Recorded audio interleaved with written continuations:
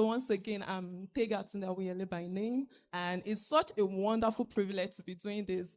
Really, it's a privilege, and I really do not take it for granted. I also want to celebrate my father in the Lord for the opportunity. Thank you so much, sir.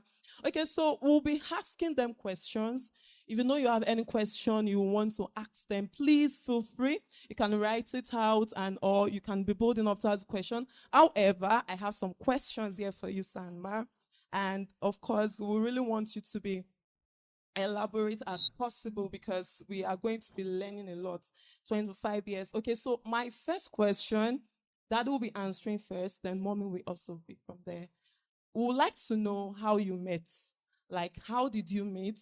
I want this question to also cover your confirmation, how you know she's the one, what attracted you to her, and some of that, sir. Okay. Thank you very much. Yes, we met as undergraduate students in UI, University of Ibadan. We were in the same fellowship, campus fellowship, the Ibadan University Christian Union, and I was prayer secretary of the fellowship in my final year, 1992-93 session. Of course, she was a member of prayer band. And so I would say we met first in prayer band in the fellowship. I had always known her since she was in part 1, I was in part 2. And then eventually we got engaged when I was in part 4 and she was in part 3. But we met in the fellowship. And of course, I had been desiring to get a sister to marry from the same fellowship I was attending. And we had this final year syndrome at that time that if you're in final year, you better get a sister before you graduate. And it will be interesting to get a sister from the same fellowship you are attending. And so it was uppermost in my heart. And of course, I was praying like every other person was praying. But somebody said, while you are praying, you must also open your eyes very well. I remember a friend of mine told me, he said, open your eyes, Brother Shola, as you pray, of course. And I just felt attracted to her. Sincerely speaking, I could not really say God spoke to me directly initially, but I just felt she had been in prayer band before that time, and there was no such feeling. But why now? And then I began to question what I was feeling. I called it feeling because I could not say it was from the inside. In fact, to be frank with you, I thought I was lost in. That's the truth, because there was a program at the School of Nursing in LA that somebody organized. I was invited to preach. She was a member of that Christian group. And then I just fasted for 3 days with one of my friends in the campus. We're in the same school in the fellowship, only for me to get to this program and saw Sister Tony, and I felt attracted. I said, no, something is wrong. I came here to preach, and I'm lost in after a sister. So I reported myself to my brother, and then he went out and began to pray for me. That, Brashola, we came here to see the power of God at work. You are lost in after a sister. I said, but it was not my fault. I didn't know what happened. So I preached, I left. That was all, nothing afterwards. So then we're having this, there was this student strike then on campus, and then some of us in the ESCO were on campus just said, oh, let's go outside and worship in one of these big churches. So we went to Christ Life Church. That's the church belonging to Bishop Francis Wale Oke. So I went with my president, so we're introduced, first timers, and then we're brought out. Only for all the IVCU members in that church to come, and they saw, oh, our president, our prayer secretary came to our church. So they came to greet us, and she was one of those who came to greet us. So the same feeling I had a few months ago, because we had been on break for about 3-4 months, I saw her again. As soon as I started that, the same loss, in quote, came up. I said, there must be something behind this loss.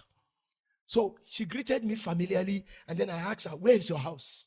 Just right there. And she described the house. I said, that's not far from my uncle's house. I said, tomorrow, I'm on my way to Akure, but I will branch your house. So before I got back to the campus, and I spoke in tongues for 2 hours. I wanted to know whether she was the one. So I prayed so much. This was a period of, the first episode was 3 months ago. That was June, this August. And so that was August 15 precisely. 16 was the following day. So I went to her house and I said some fleeces. Don't mind me. That's just who I was then.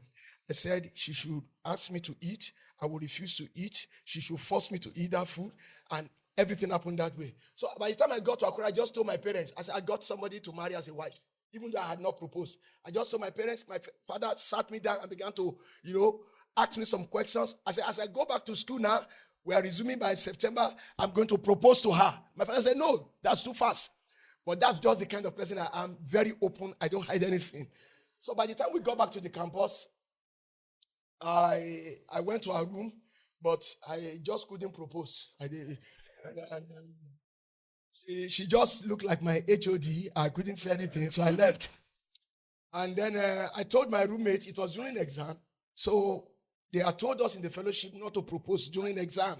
Or, don't propose to any sister during exam. But she was in education. She was reading adult education with chemistry. So those in faculty of education would have finished their exam. But I had not finished. But since she had finished, no problem, I could propose, I just couldn't wait. So I just told her, I said, I'd like to see you, but I will see you after exams. Whether you like it or not, anybody in IBC will know you have proposed. Because since you said after exams. So after she finished her exam, I went to her room. But her roommates they thought I came to visit all of them. But it was not actually all of them. She was the only one I came to visit. So eventually she decided to see me off. And I told my roommate, I guess what could happen eventually. If Sister Tony came to this room with me, all of you disappear. And because she was in India while I was in Zikon, so she followed me to my room that evening. And then my roommate, all of them were Christians in the same fellowship. One by Obrashola, want to go to the code room to read. This song, I'm going to this place to read. I said, bye, bye, bye, bye, bye, bye. So we were left alone. And that was how I let out what was in my heart. And how we can celebrate. That's so lovely. Okay, Mommy, we would like to hear, how did you feel? Were you also attracted to him? He said, anytime he sees you, So how was your own? Thank you. Well, I want to thank the Lord for the experience. Ever before I got into University of Ibadan, I gave my life to Jesus in Christ Life Church. That's Bishop Francis Wale Oke's church. I remember there was a day we were having a prayer meeting, and the pastor then was leading us to pray about whom to marry. All of us that we were just, awaiting our JAMB results, we were just smiling. He said, "Are you not going to marry?" I said, "Yes." And I started praying about it. So when I got to University of Ibadan, the zeal, the passion for God, I found myself in prayer band. Sincerely, I love him. Seriously. Because of his passion, since he was on campus, he's been on fire for God. And for those of us that were raised under Francis Wale Oke, he's also passionate. So I was in prayer band and we're praying together, the same fellowship. But because they taught us to be praying ahead then, when he came to me after that long strike, and and he proposed, he told me he was going to see me. I still remember the point. That was in front of the bookshop. We have been to the University of Ibadan. When he came to our house, I did not know anything. I was just doing my own out of a pure heart. My prayer band leader, he came to my church. Yeah, he said? I said my heart was also pure. So, all the fleas he said, I didn't know anything about it. And everything he told God, I did. I entertained him. He told God, I must cook. I must force him to eat. And I did everything. I did not know anything about that. And he left for Akure. So when we resumed and he said he was going to see me, being the leader of the fellowship, prayer band leader, everybody was all out to greet him after a long break. And the message I had that day, I was not even ready to wait for him. Just as Sister T wait for me, I left because I was burdened to go and pray in my room after the message. So he caught up with me in front of that bookshop. Said, but I said you should wait. I said, sorry. And immediately he told me that I would have loved to come, but after exam I will come. Immediately he mentioned that. The Holy Spirit told me. He was coming to propose, and that's the husband. Immediately. As I became cold, he did not know what was going on in my heart. I became cold, but he saw me, up to my all. right there, I went to the room to pray. So it came sometime maybe before he ended his exam. I was already through. When he got to my room, I was praying. And he went visiting. He couldn't propose that day. So the second time, because my roommate told me that he came, and I was feeling somehow that, will this brother not be feeling, and that this sister is proud? So that day I wanted to go and visit him. Well, all of them, they're Christian in their rooms. I wanted to go and visit him. And I said I should just take my time to pray. So while I was praying, I was told again that he came. So immediately he opened it. I said, I was planning to come to your room to just say hi. He said, oh, fine, let's go together. So I said, so that's why we're going together, and we got to his room together. I realized that immediately we got to that room, all of them, Sister T, I'm coming. Sister T, I want to come. Oh, everybody disappeared. I didn't know they already planned. I just thought because of the exams. And we were there, and he just told me, Sister T, I've prayed, and it seems good to Holy Spirit, the Holy Spirit, and to me, we like to be my wife. Didn't know that I said it out, that no problem. But he caught it. I did not even know. And immediately I said, no problem. But down within my heart, I have this feeling that I would be too cheap to say yes today. Being a sister, let me give him a week. At least let me give him at least. But the Holy Spirit told me, have I not told you? At that point, I was so cool. And he already got me. It was later, he told me that I said no problem. I didn't know I said it. So right there, he pressed further. I said, well, God has been speaking to me about one Bro Sola. His nature. He started mentioning all the brother Sholas in our fellowship. Is it Bro Sola this, Bro Sola that? I said, no, Bro Sola, okay. He was so happy.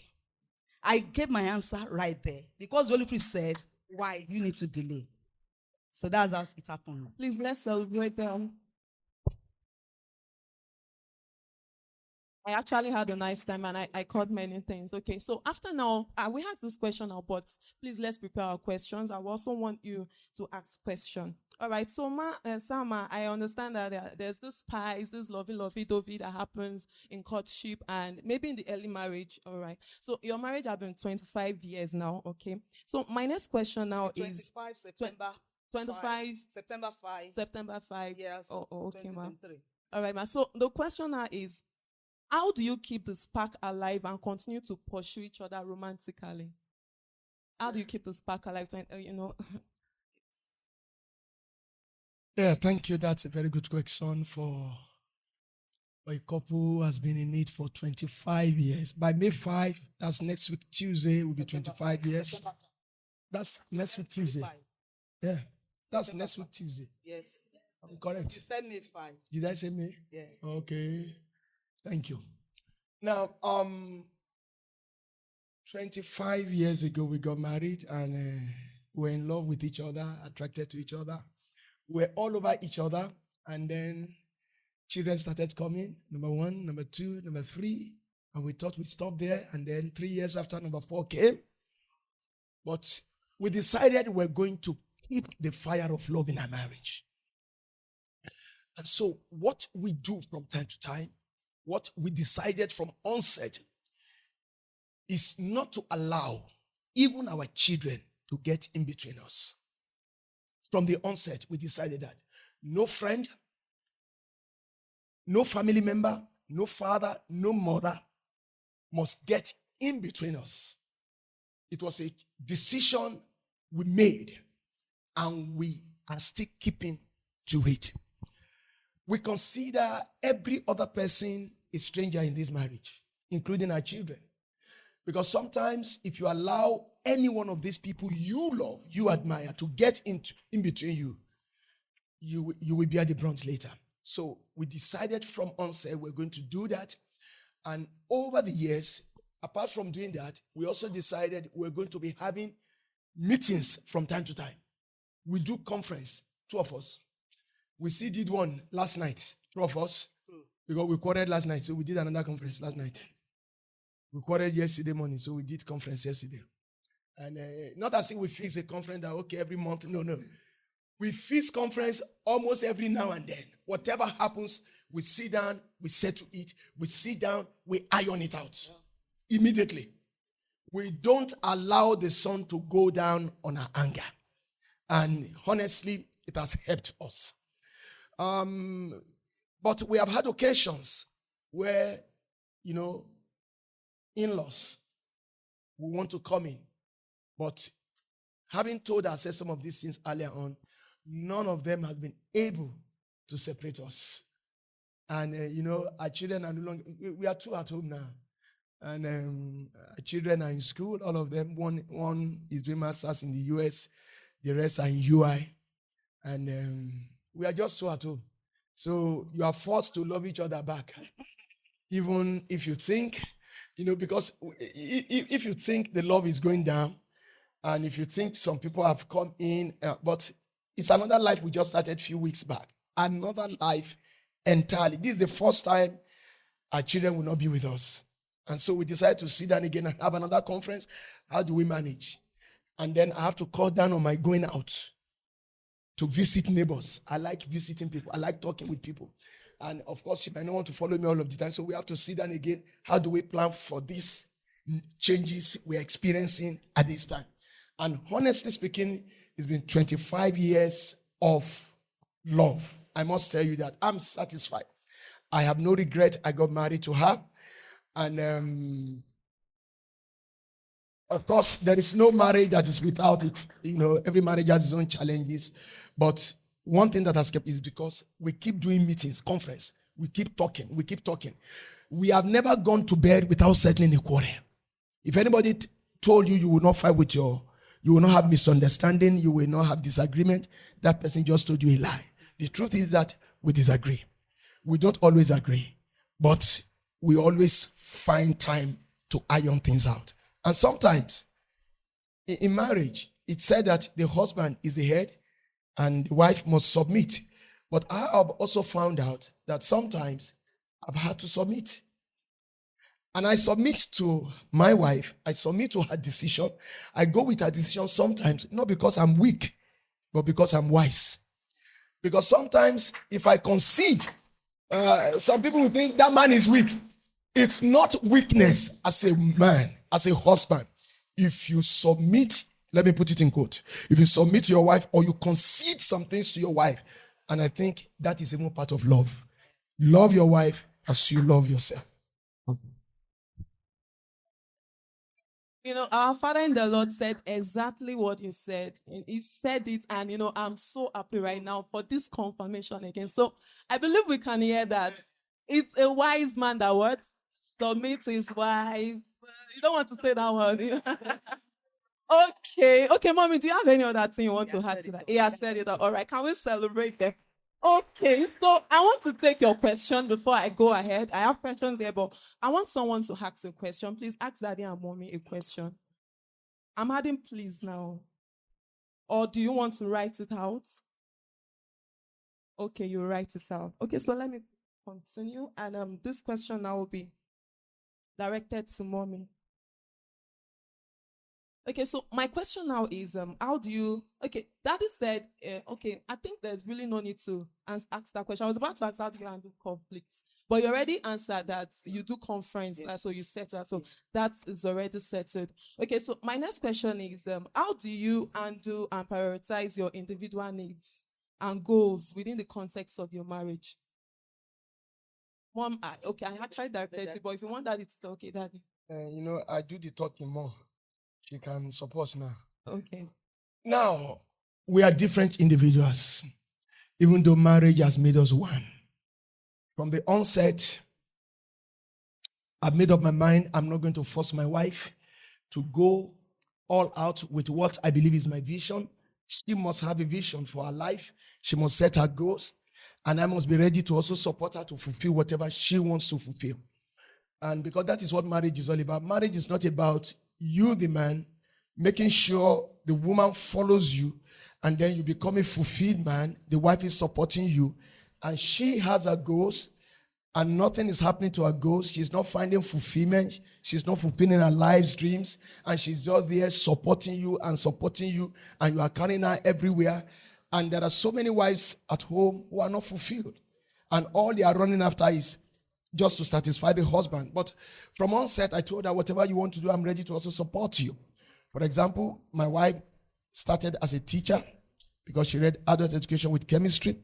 And I said, whatever she wants to do, I'm ready to support your teaching profession. And then she got into the civil service in 1999. That was shortly after our marriage. And as an education officer, posted to St. Peter's Unity Secondary School. She taught there for about 10 years or 11 years. And then she left teaching for another place. And then now she is a director in the Ministry of Education headquarters. But Wait, do you notice something? See the way Daddy is saying it as if she's the one that is the wife. Like, let me say the dates are not, please, let's celebrate. Thank you. Okay. And now I have also always known that she likes students. She likes young people. Unlike me, I don't like secondary school students. What do I have to do with them? That's not my vision. We go for street evangelism. She'll be talking to secondary school students. Why can't you look for other people? Why secondary school students? But that's her. And even when she was posted out of St. Peter's, she still went to her director and said, I want to go back to St. Peter's. At level 16 as a director, you want to go back and teach? She said yes, because of the love she has for students, because that's what she wants to do. And I said, no problem. I will support you to do whatever she wants to do.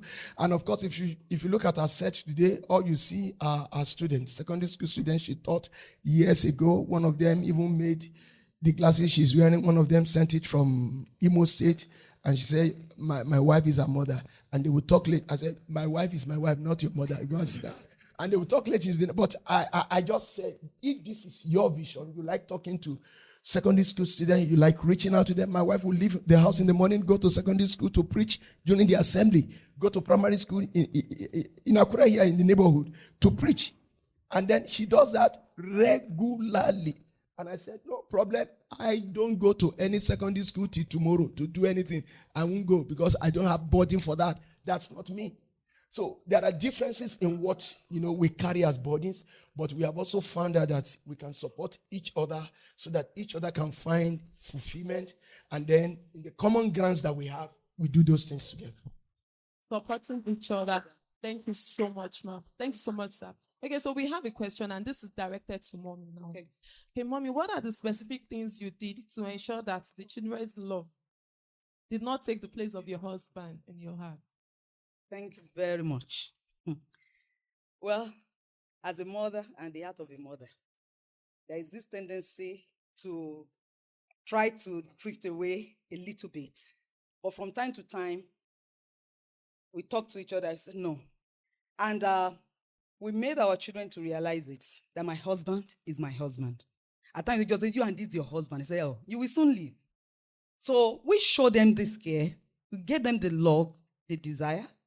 But we make sure that they do not come in between us.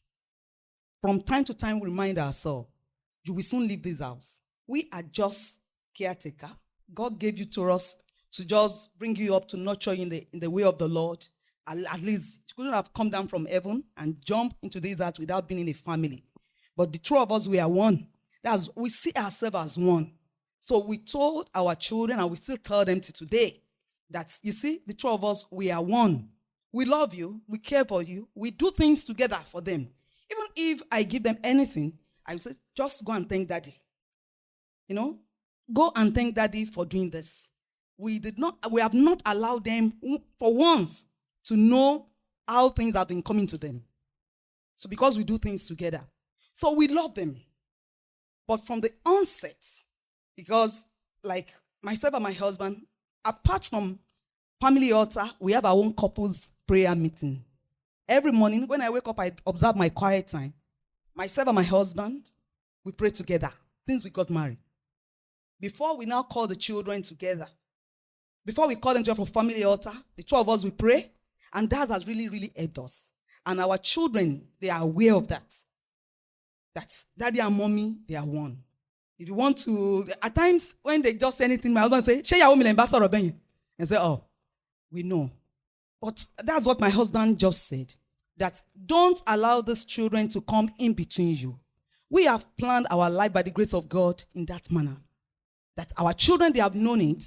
Because we are not raising them just for being our children alone, we are raising them also to raise their own family.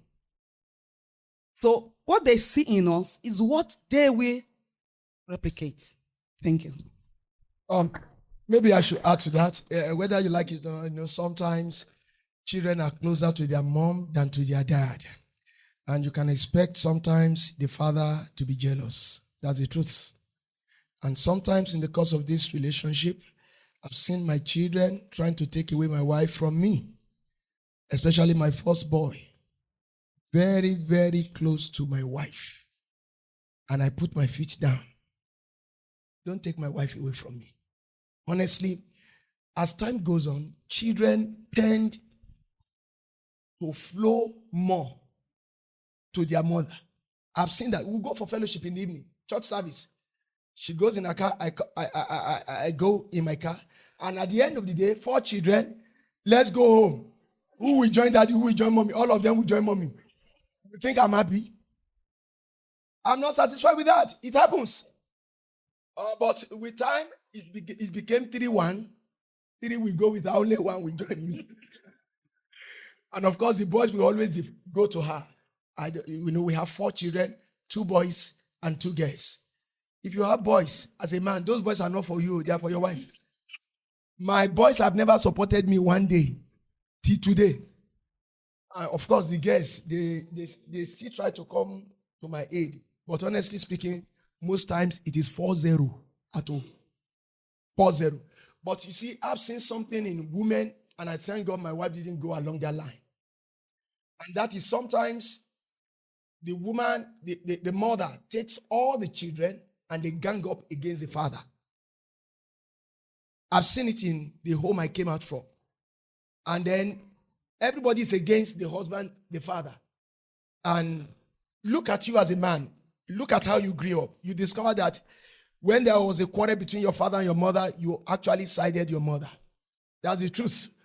But I thank God my wife has not done that to me. At a point, I wanted to see a glimpse of that. I fought it. Honestly speaking, I fought it. And it's just natural for children to gravitate towards their mother. But each time I see that, I don't permit it. I don't want the house divided. Just 6 of us. And then we'll now divide us into how many groups? So I said, no, it will not happen that way. But whether you like it or not, you see children gravitating towards their mother. I try to understand sometimes. Sometimes I don't want to understand. I scatter the whole thing and we all come to the same level. That's just me, okay? Sometimes you bring your nature to bear on your house and say, this is what I want in this house. And I thank God I have guests, not just boys anyway, because my guests love me. When they come in, they say, Daddy, I love you. I say, okay, love Jesus. But I think I appreciate that fact that the family is one, and the love for me, my wife has not transferred everything to her children, and to our children rather. Please let's celebrate. One of the things I picked is decision. Decision is very important. You have to decide from the onset that this is what I want and this is what I don't want. So can we please celebrate them once again? Okay, I had this particular question stylishly, but well, you answered, but I want to ask in another way. Maybe you can answer better. Okay, my question is, what strategies do you have for maintaining intimacy and affection in your marriage? Beautiful question. And that's a good one. I'm going to be very practical about this. Number 1 strategy. I start from the spiritual and I go to the physical. Number 1 strategy, we talk a lot to each other. Every day, except I'm not at home. Every day. At the end of every day in the bedroom, we can talk for 1 hour, for 2 hours with each other before we finally sleep. I'm usually a late sleeper. I may not sleep until 12 o'clock, 1 o'clock, sometimes 2 o'clock. I'm naturally late sleeper. She's an early sleeper, but we don't even allow that. So she insists I must come in 9 o'clock. So anywhere I am, 9 I must be at home. All right, so we talk. We are each other's friend. There is everything that happens that day in a place of work, she tells me. And everything that happened in the course of my day, I tell her. There is nothing we hide from each other. Everybody, if you ask me not to tell some things to my wife, it's only if my wife cannot accommodate it that I will not tell her. If you think you are confiding in me and I will hide it from my wife, you are joking. No, I will tell her because she's my friend. So we talk about virtually everything. That's number 1. We keep the love growing. And sometimes even in the age of handset, we don't allow handset to come. Say, oh yeah, don't look at WhatsApp or reply message. Let's talk. And we talk. Now, apart from that, we pray together. Just like she said earlier on, every day we pray, especially in the morning, together. We don't, when we wake up, she prays her own, I pray my own. All right? But before we step out from the bedroom into the living room, we pray together, and that every day. Before we now call the children, let's do family altar.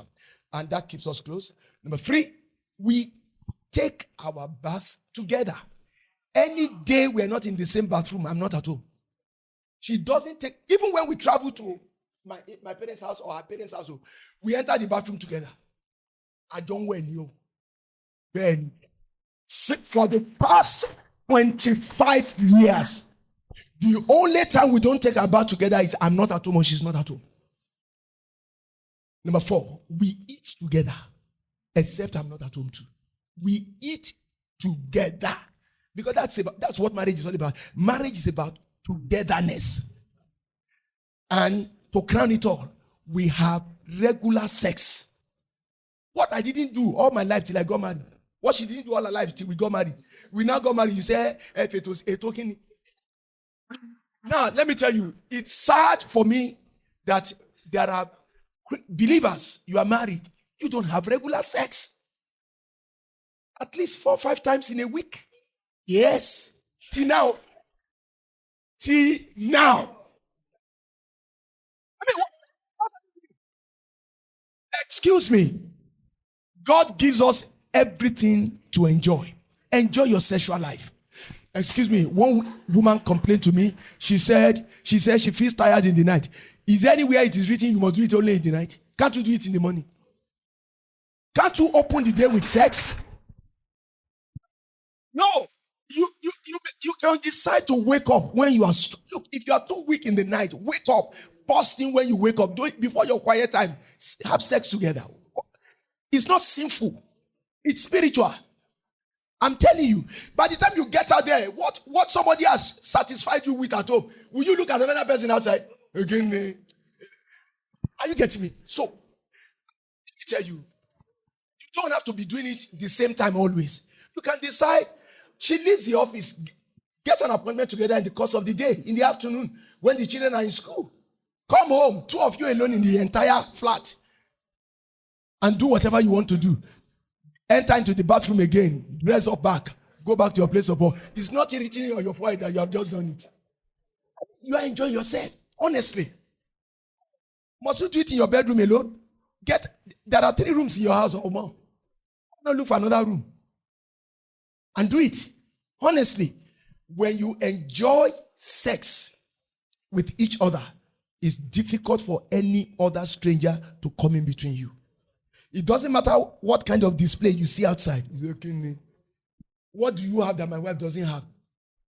That's the truth. So I keep telling young people, enjoy it, please. 25 years on, I'm still enjoying it. Maybe some of you didn't hear Pastor Adeboye a few weeks back. Pastor Adeboye said to his pastors, I have sex 4 times a week with all his fasting. If fasting doesn't allow you to have sex, stop fasting. Must you fast? Honestly, I have never seen tools as strong as these ones I've just mentioned. All right? And number 5, I don't discuss my wife with anybody. And tell you this is my wife's fault.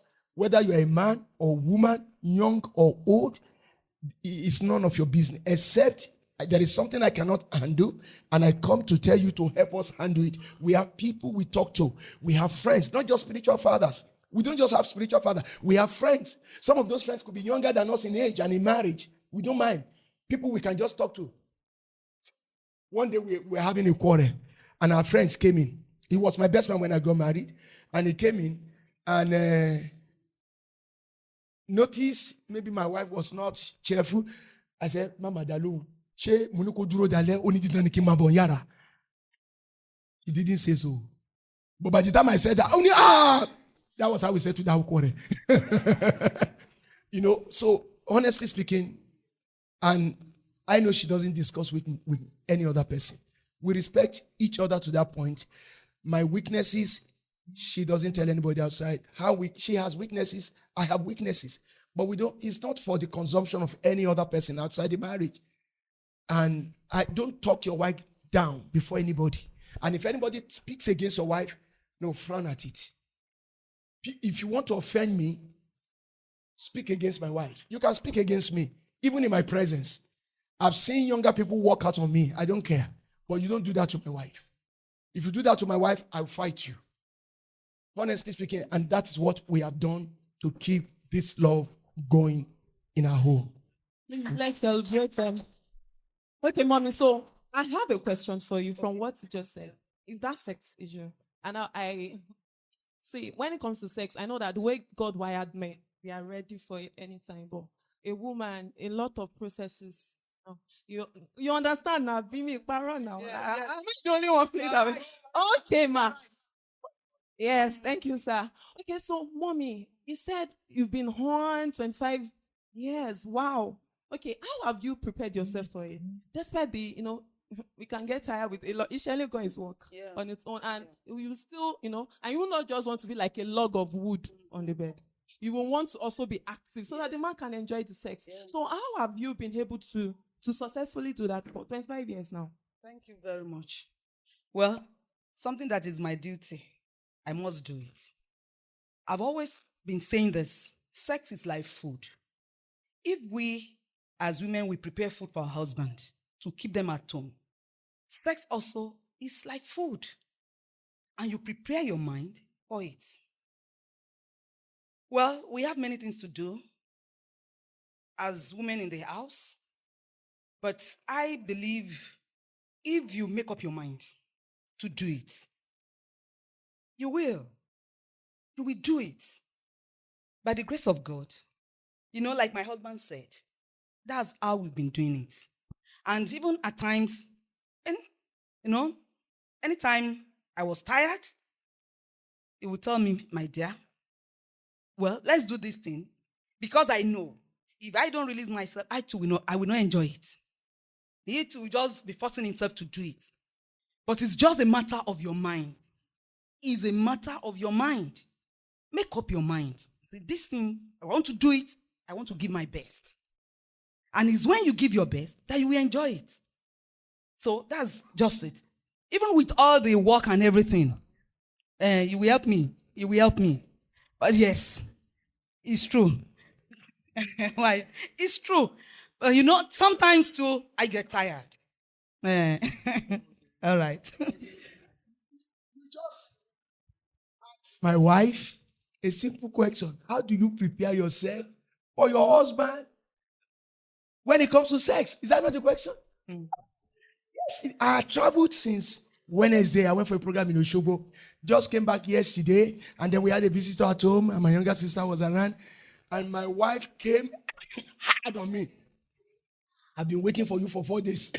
Now you are sitting with a stranger, you are talking. Say what I prepared for 4 days. You just came. Where are you running to? Come inside now.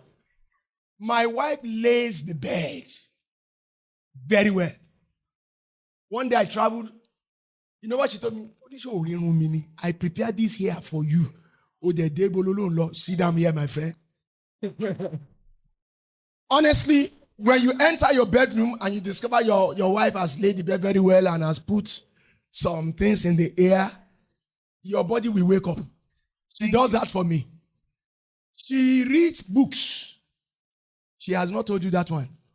Christian books on sex. And she gives me to read. You're right. Inside the room, there is a way she dresses and she says, and honestly, when you both satisfy yourself, like I said, you have no reason to look outside. If anybody offers you, you will say no. Even when it's free outside, you would say no because you are satisfied at home. I watch pornography. Which pornography do I watch? She's the one. It's not every time she finishes taking her bath and she don't dress up. Okay, wear your pants alone. You won't watch any other woman in bikini. when you know you have a wife who wears the same in your bedroom and you do that and you watch. Why are you looking for pornography when there is one beside you that you can watch free, whether electricity is available or not? You don't need any data to watch this one. So what are you looking for in pornography site or pornographic movie or pornographic magazine? It's just right beside you. All right? So I tell people, tell your wife, you have just finished taking your bath, just wear your pants and your bra alone, or don't wear anything. Just be like this. We are not going anywhere today. We are in this room today. Oh, I'm telling you. Do you know why men look lustfully outside? Because they are not looking at the one inside.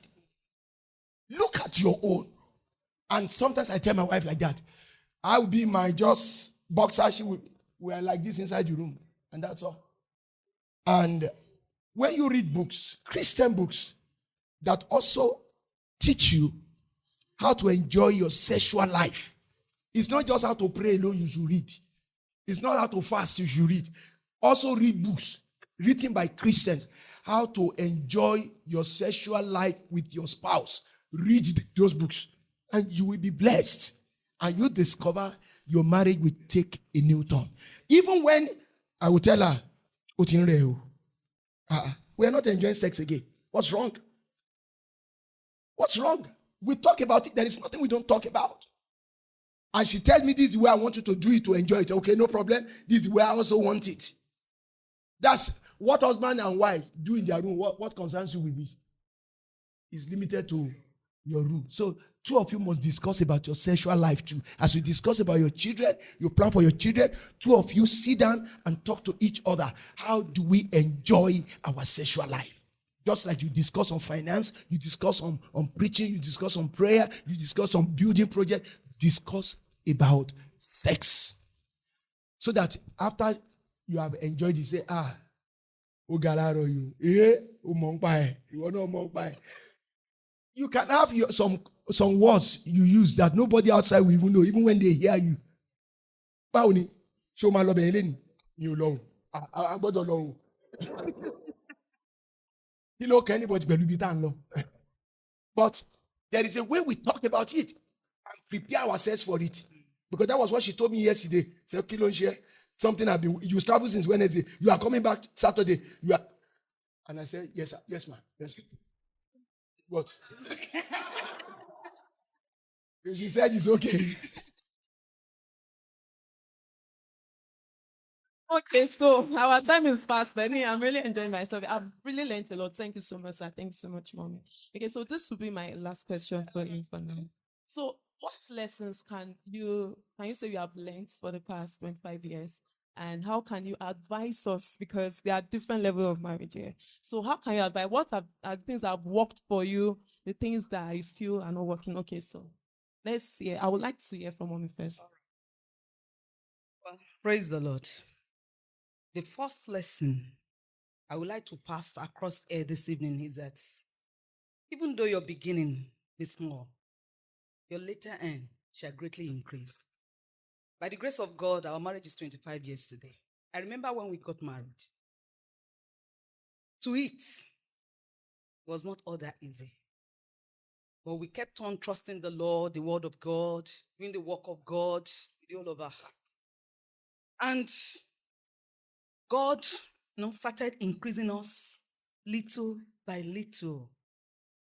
And by the grace of God, today, I know we have not reached where we are going. But today, we live in Alagbakau, our own house, by the grace of God. It's been God. And I would like to advise our young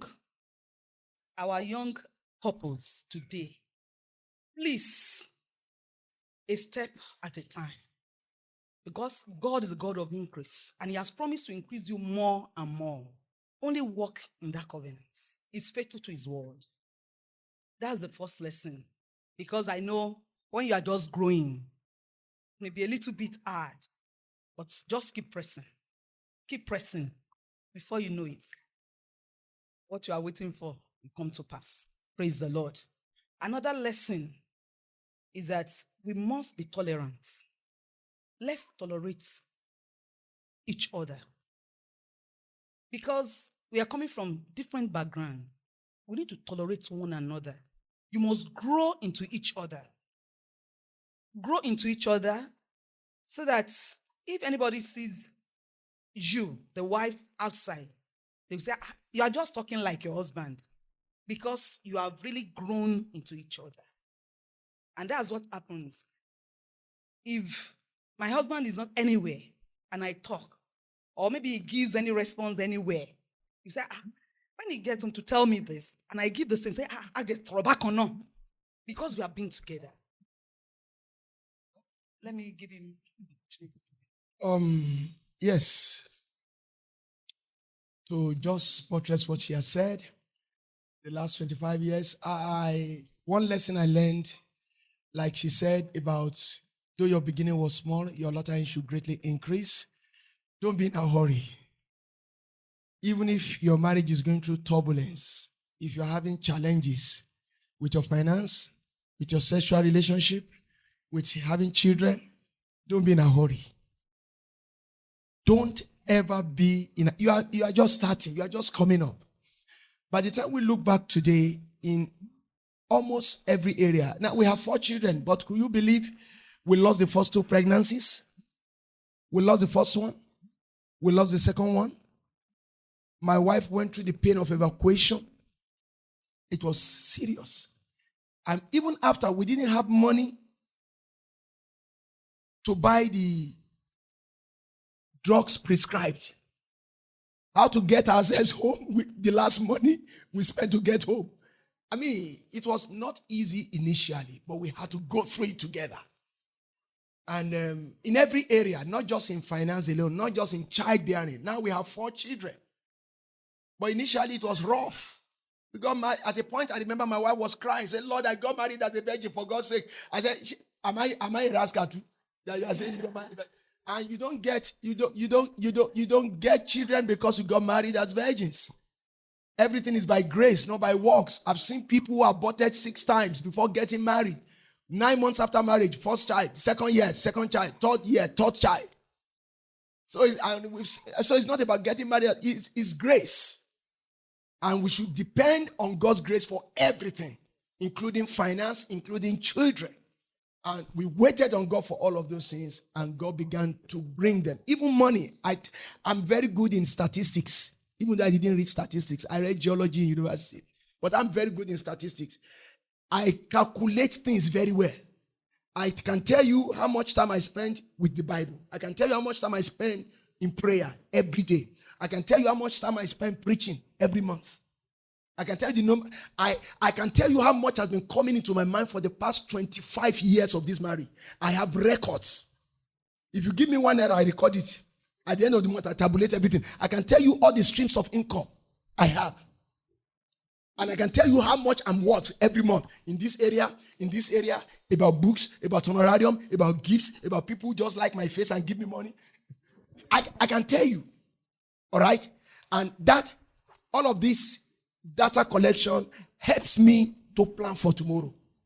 I am not indebted to anybody. We don't borrow. I don't owe anybody 1 naira on the surface of the earth. Number 2, I don't ask anybody for money. I've never asked any of my friends. One of my friends came from the US. He's been in the US for over 20 years. He said, my problem with you is that you don't ask me for anything. And I won't ask. I have politicians, I have friends who are rich. I've never asked them for money. Mimiko was governor, was commissioner, was governor. When he was commissioner, he said he was going to, I followed him up when he gave his life to Christ before he became commissioner. And he said he was going to give some of us contracts, about 3 of us. And I told him, I don't want contract. I had no car at that time. He said, why? I said, I'm a preacher. That's what I do. My money comes from my work, not from contract. So you get to one ministry, they say, Sola sign somewhere, he's a contractor. I'm not a contractor. And he was so shocked to hear that when I told him. I said, give it to other people. I don't need contract.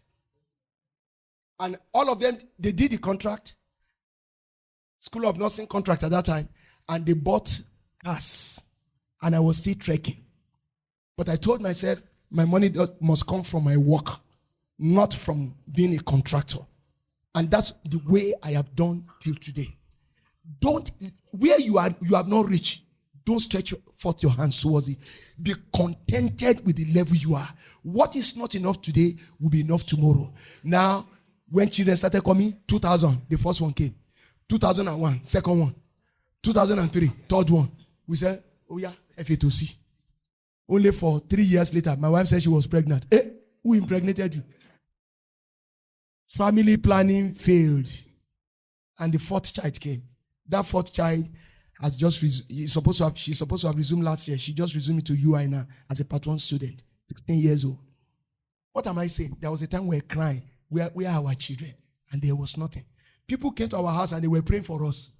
They came to use our house and they were saying, God, we were laughing.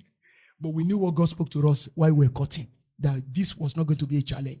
I knew I was going to be a multimillionaire from the call of God on my life. To do what God called me to do, I must be rich. This year alone, I've spent millions publishing books. Not any other thing, publishing books. Because I'm an author. I've written over 43 books. But we didn't start that way. There were times there was nothing to eat. We didn't go to our neighbor to ask for anything. God will look up unto you. And God will say, oh, okay, my wife is telling me to give a testimony. There was a time my wife was breastfeeding our first child. And when you are breastfeeding, you must eat very well. But here we were, the kind of soup we have, we used to call that naked soup. You know naked soup? You don't know naked soup? I will describe it. No meat, no fish, no crayfish, no nothing. Just naked. And my wife said, I've been breastfeeding for days. We've been cooking. No meat. I said, don't worry. So I prayed.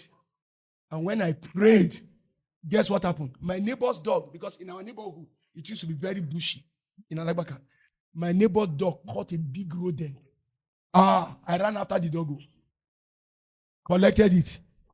Potukun. So I said, it's not good not to share this with my neighbor because it's a dog. But my neighbor is from Ondo town. Ondo people don't eat oketeo. That was how myself and my wife sat down and we ate together. God provided. And we have seen provisions, astonishing, amazing ways that God has provided for our needs. You want to buy a car, you want to buy land. When I bought the first piece of land I bought it for 30,000 naira. And somebody said it was in the bush. I said, just buy it there. But I wanted a place in Alagbaka. And I got a place in Alagbaka. How will I pay for it? 70,000 then. I had to sell that one for 70,000. What I bought for 30,000. 2 years later, I sold it. And I felt this was a good business to do. I would have gone into business. But God said, I didn't call you into that. Because I saw this land, used the money to buy another land, use this one to do this, and everything was working for me. God said, don't do that. I provided the land for you. Use it. And honestly, God, now look at our children. We are graduates of UI. All our children are in UI. They pass through UI. The first one came out of UI, ran microbiology. Today, he got a scholarship to study masters in the US. Scholarship from US. He did that all by himself.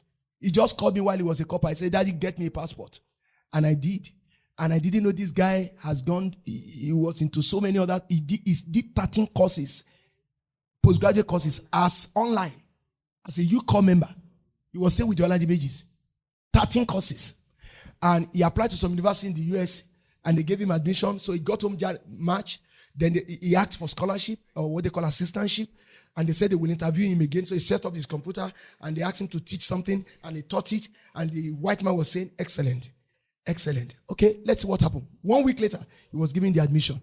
Everything he needed, they sent it from the US. He went to the embassy. They gave him visa. As I speak to you, he's in Atlanta, Georgia. As an undergraduate, he was also given letter of employment to teach part 1 students in the same university and will be paid. And I didn't pay 1 kobo. All I just gave him was flight ticket. And even when I told some friends he was traveling, people came and supported us. I gave him about $1,500 when he was going. All the $1,500 didn't even come from my pocket or from my sweat. People just gave us money. Cash that I received because my son was traveling abroad, 1,066,000 naira. That people gave us. And plus $850. So people gave in dollars. Say, Korede is traveling abroad. I did nothing. That's grace. The second one is in part 4. In UCH, now he's a physiotherapy student in part 4 in UCH. The third one is in Fisheries and Aquaculture, Renewable Energy in UI. She's in part 3. The last born is in part 2. She's in part 1 in UI, Human Nutrition and Dietetics. And you see, what more do I ask for? Has God not been gracious? I preach ran. God has been good, but it was not like this in the beginning. In the beginning, God created. But later on, not that God stopped creating, but what he created, we can work on them. So, sincerely speaking, you will be great. Don't stretch your hands towards what you can do. Don't try to impress anybody. Just be contented with the level you are and see God lifting you. He said, here a little, there a little. Precept must be upon precept, line upon line, here a little, there a little. Let God lead you step by step. There was a time, like Sola said some years ago, he said he used to have 1.5 trousers. And we asked him, which one is 1.5 trousers? He said one trouser was good for every occasion. The rest of his trousers, if you put them together, they are not up to half a trouser. But you see, there was a time like that. But don't mind. And that's the lesson I've learned. That you will be rich is non-negotiable. That you will be great is normal. It's natural. Not even supernatural. You will be great. But you know what? Don't be in a hurry. Thank you. Please, with a standing ovation, let's celebrate them. Thank you, Daddy. Thank you, Mommy. We are grateful. God bless you. Please, let's keep celebrating them till they go back to them. Thank you so much.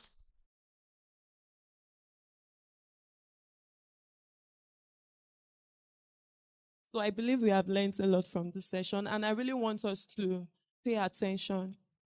Oh, okay. Oh, okay. Does anyone? Okay, there's a question. Oh, okay. Okay. Sorry, Sama. So some couples signify question. Please help us to answer. Okay. Thank you, sir. Thank you, ma'am, for okay.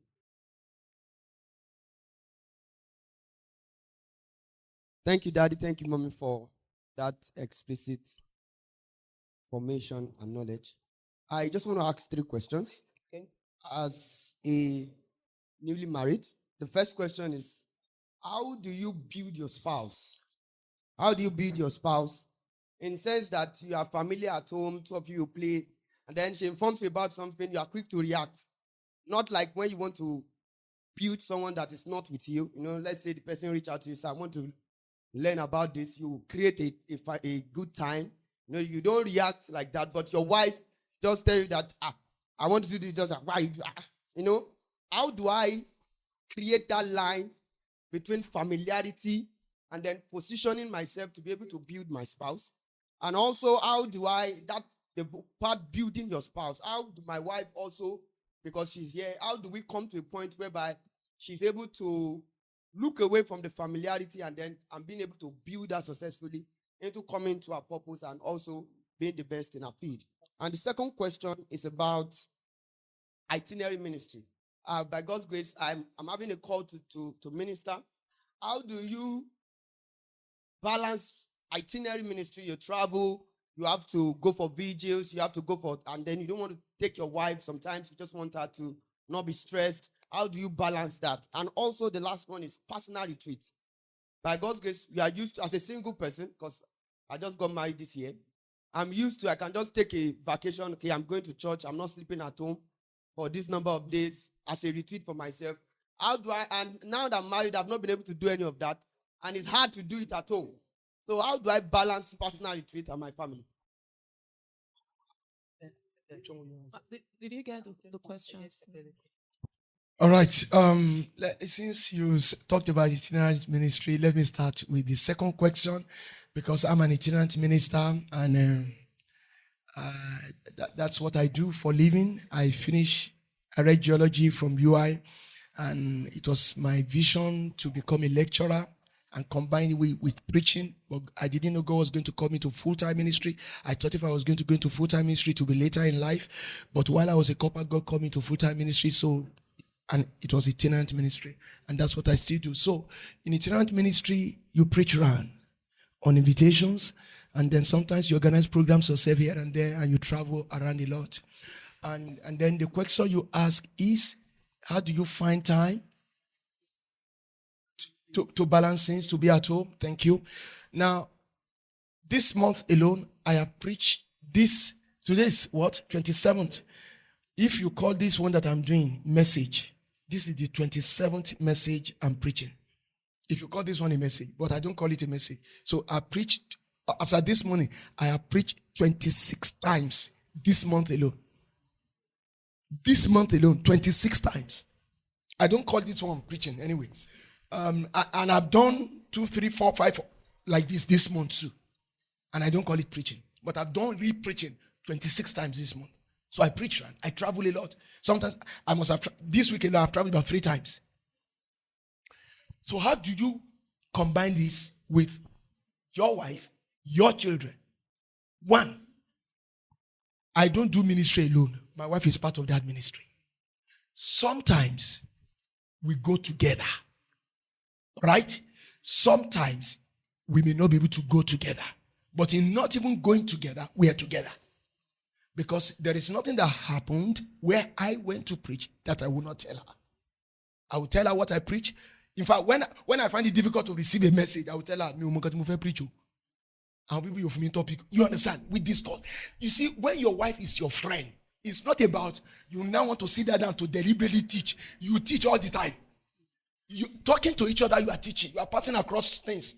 It's not a matter, just like you said, sometimes I tell my wife, I will have to carry to some program to see how the power of God moves. Oh,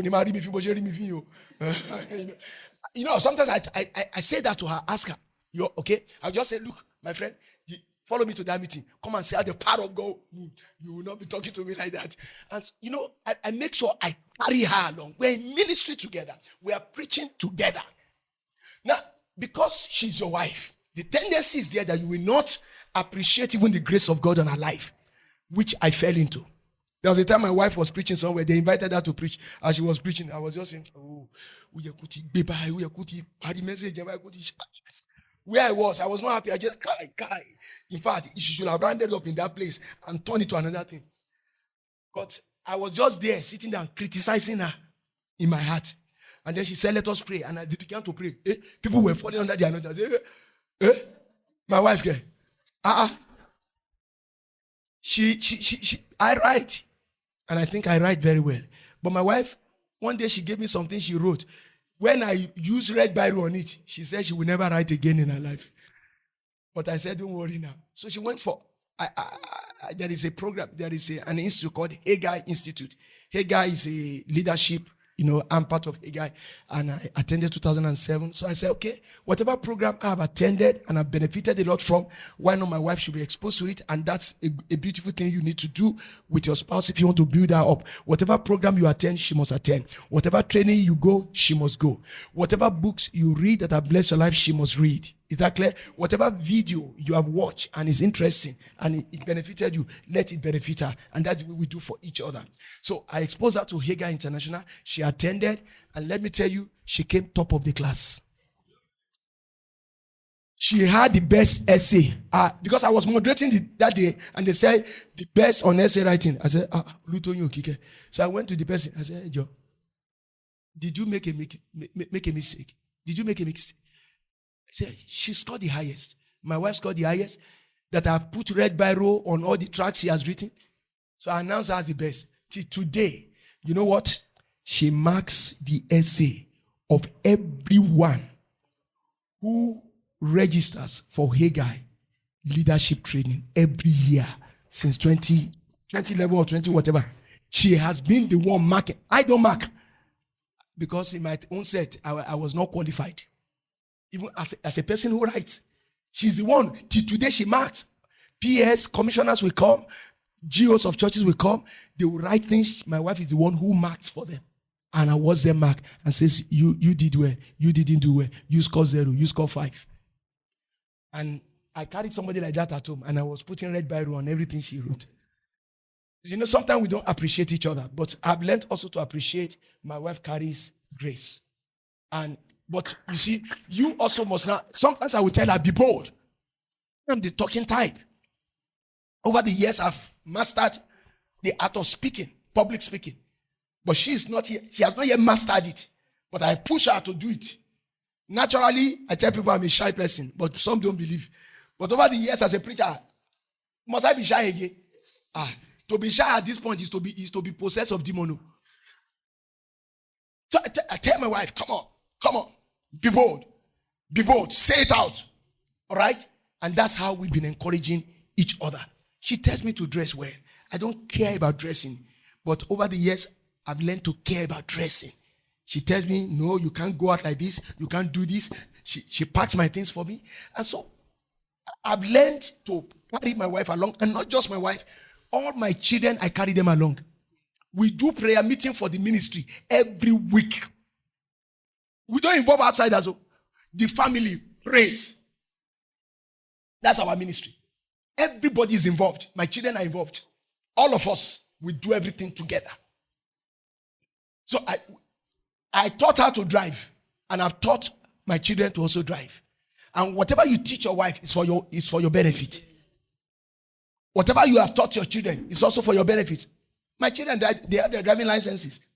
So if there's anything, oh yeah, my friend, drive. I sit down and you drive on. If police stops, you show the police your driver's license. That's what I do.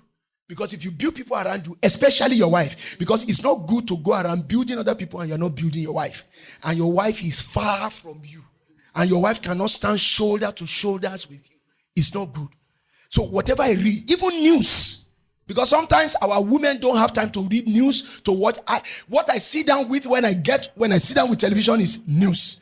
BBC, CNN, Al Jazeera, France 24, our local news here. I like news. And when I listen to news, don't talk to me. If I don't discuss what they are saying until we finish, I'm glued to it until we finish. If I don't get it there, I open my set, Opera News, every day. And you know, when I read like that, we discuss it.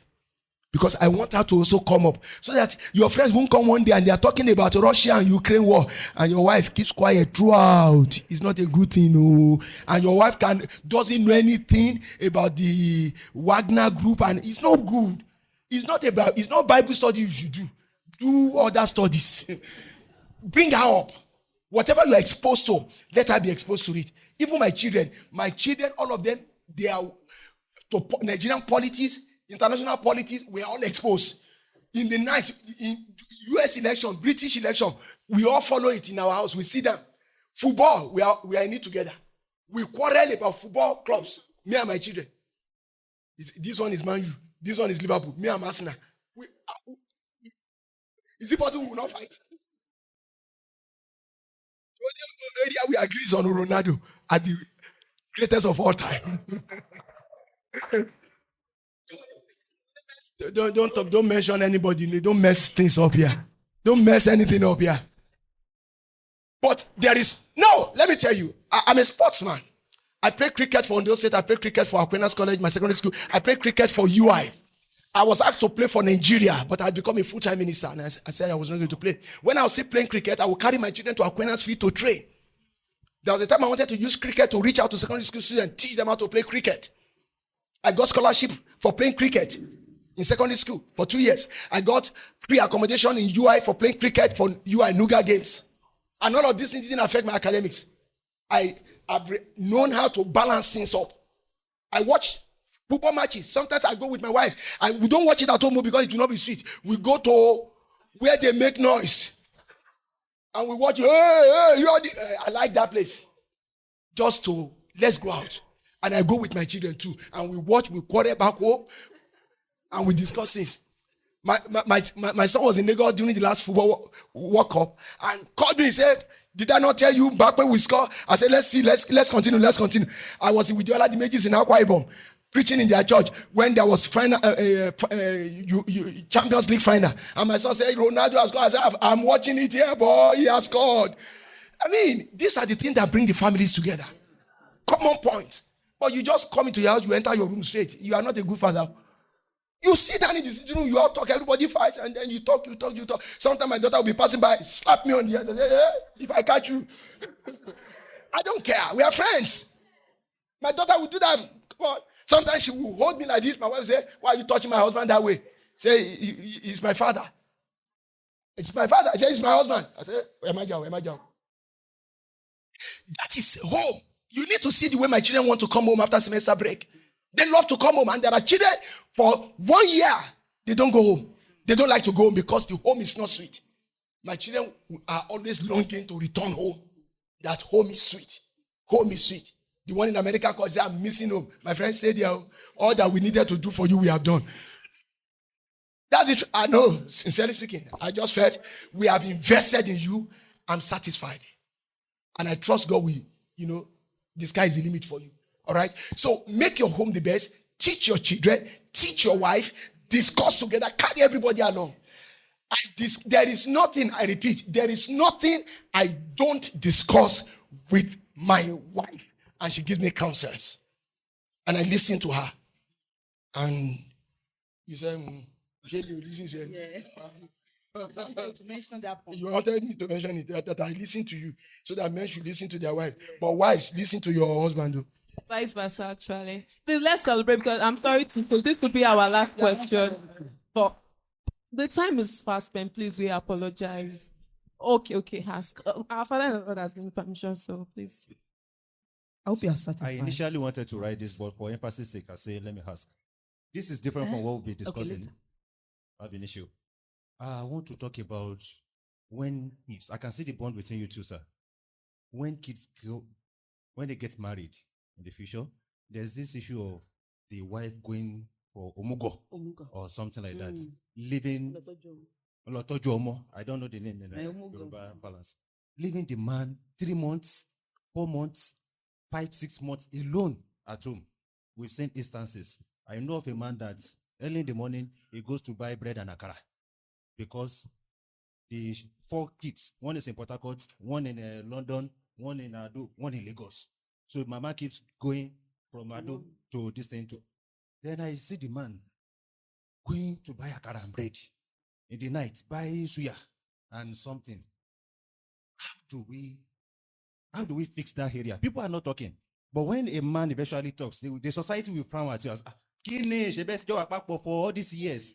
It's not about the sex, actually. It's just companionship. Yes. Some people will say, why can't Baba get a maid? Baba cannot be discussing life issues with a maid.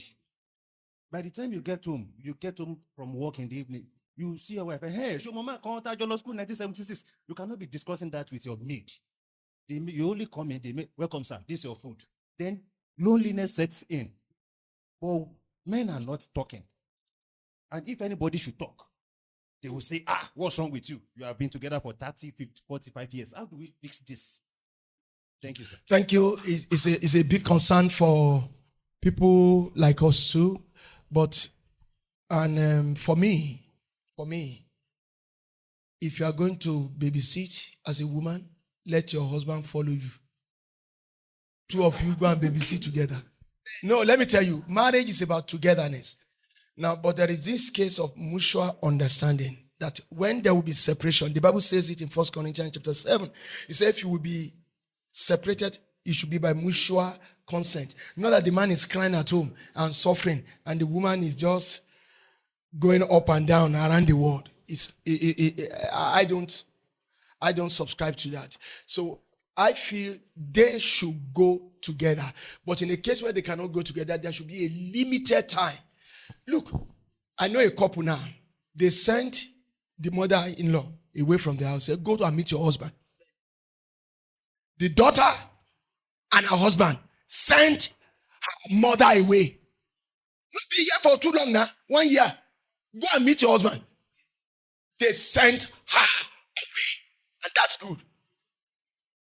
Stay with your husband. They can take care of their children without you. They can. They can. So for me, I think we should change the narrative. If that is what is obtained, that we see all around us, that the wife, the mother will go and the man will be alone.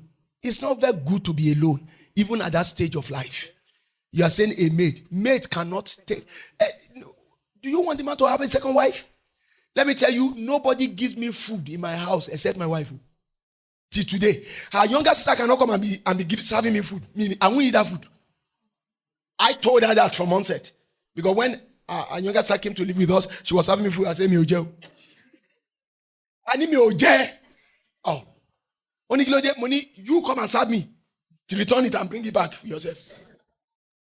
It's one, she will tell you. That's just, I don't know why I'm like that, but that's my principle. My wife must serve me, except my children can also serve me. But I don't allow any other person to serve me.